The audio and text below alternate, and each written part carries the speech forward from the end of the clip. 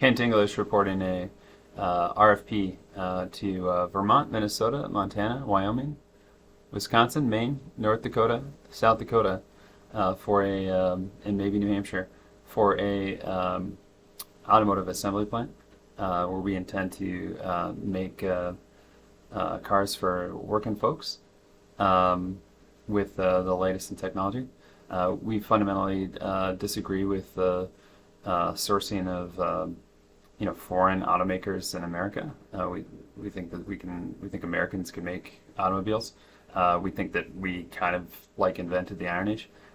We think that the Iron Age originates from our 66 tribes of shepherds, and that we can make cars in that quarter of states, where we can choose one that's the best place. There's no shortage of individuals that want to work in automotive assembly. It's an exciting field. My expertise happens to be in work-related injury and reducing work-related injury.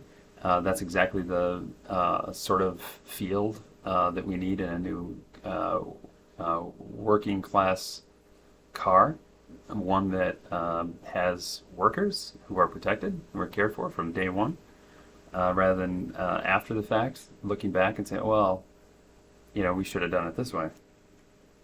And so mostly we want to entertain RFPs. We have a business plan for a port assembly process, so that the system of assembly would be broken into steps of what would be manufactured locally and what would be sourced. And we think that system is going to make governors very successful. Our governors are going to be able to have some input on what's manufactured there, based on what's strategic.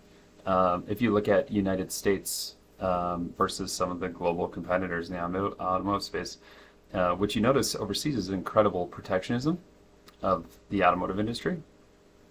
Because it happens to have a ripple effect through the whole economy. They're good jobs that build communities, and we know that the opportunity is to have certain amounts of production that's profitable and assembled, and a governor might say, you know what, we want to have a glass industry in our state, or we want to have a tire industry in our state, because you've seen so much consolidation. The consolidation in those industries isn't rational.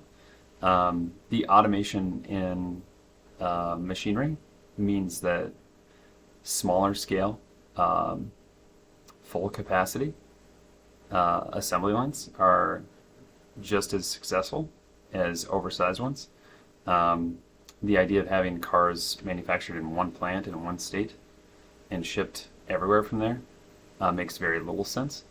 The actuarial evidence of auto plants, and again, this comes from our sister company, Atlantis American, announcing that it's launching an auto insurance arm, which we think is a good thing.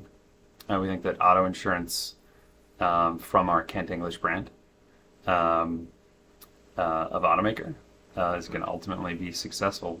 An automaker that doesn't offer auto insurance is offering you a guaranteed piece of trash.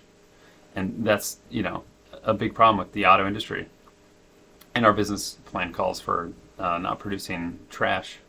And I don't mean it in a mean way, but if you look at vehicles at the end of their life cycle, they become trash. And at Kent English, we fundamentally disagree with that. We think that we can look to the example of a vehicle style that folks are going to want to continue to upgrade rather than destroy. We know that the alloys and technology exists to build such a car and pickup truck, to be competitive in all of the major, model, styles, vehicle styles. And so we're announcing this RFP for Kent English. We're very specific about it, like that belt of states, Vermont, Minnesota, Montana, Wyoming, Wisconsin, Maine, North Dakota, South Dakota, Colorado, maybe New Hampshire. Doesn't have one of the largest auto plants, but we think that those are places where auto assembly can be done successfully.